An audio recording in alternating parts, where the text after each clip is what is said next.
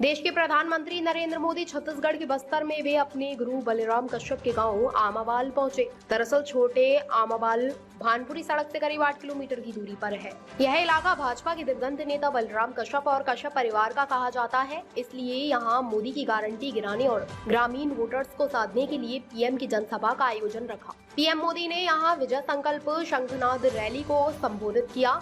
इसके साथ ही उन्होंने बस्तर लोकसभा सीट से भाजपा उम्मीदवार महेश कश्यप और कांकेर बीजेपी प्रत्याशी भोजराज नाथ के लिए प्रचार किया। चुनावी सभा को संबोधित करते हुए पीएम मोदी ने मंच से स्वर्गीय बलराम कश्यप को याद किया। उन्होंने कहा, यहाँ का कोई क्षेत्र ऐसा नहीं है जहाँ मैं और बलराम जी ने दौरा नहीं किया है। ऐसा कोई क्षेत्र नहीं है जहां हम ना गए हों। प्रधानमंत्री मोदी अपने इस दौरे के साथ सबसे ज्यादा बार बस्तर आने वाले प्रधानमंत्री बन गए हैं।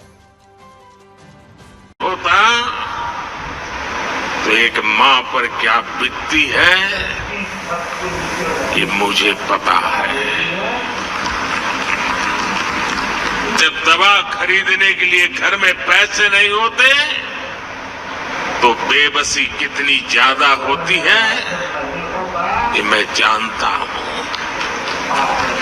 और इसलिए मैंने ठाना कि जब तक गरीब की हर चिंता दूर नहीं करूंगा मैं चैन से नहीं बैठूंगा।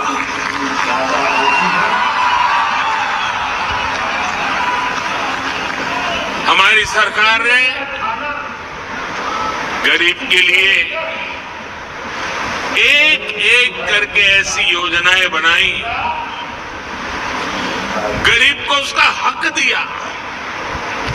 आज सरकार के इन प्रयासों का ही नतीजा है कि देश में 25 करोड़ से ज्यादा लोग गरीबी से बाहर निकले हैं। साथियों,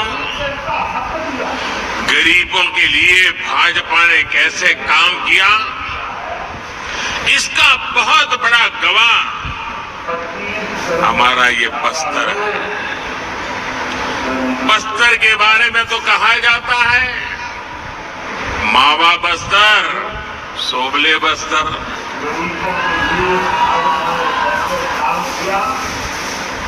बस्तर डिवीजन से ही मैंने आयुष्मान आरोग्य मंदिर के निर्माण की शुरुआत की थी। यह आयुष्मान आरोग्य मंदिर देश भर में गरीब को सस्ते इलाज, सस्ती जांच का प्रमुख केंद्र बने हैं। यहां छत्तीसगढ़ में भी हजारों आयुष्मान आरोग्य मंदिर खोले गए हैं। इन आरोग्य मंदिरों की वजह से गरीबों को इलाज की बहुत बड़ी सुविधा मिली है, उनकी चिंता कम हुई है। मोदी ने 5 लाख रुपए के मुफ्त इलाज वाली जो आयुष्मान भारत योजना चलाई है वो भी गरीबों के बहुत काम आ रही है। हम अपने यहाँ जानते हैं, चाहे वो आदिवासी बस्ती हो या शहर हो, घर में माँ कभी बीमार हो जाती है ना तो घर में किसी को पता नहीं चलने देती कि वो बीमार है। कितनी पीड़ा हो माँ सहती रहती है, उसके मन में एक ही बात होती है, चलिए धीरे धीरे ठीक हो जाएगा। अगर परिवार में बच्चों को पता चलेगा कि माँ को बीमारी है, माँ को तकलीफ है, तो वो अस्पताल ले जाएंगे, बहुत खर्चा हो जाएगा, संतानों के सर पे कर्ज लग जाएगा। और इसलिए माँ सोचती थी अब कितने दिन लंबे जीना है, चलिए मुसीबत भोग लेंगे लेकिन बच्चों पर बोझ नहीं बनने दूंगी।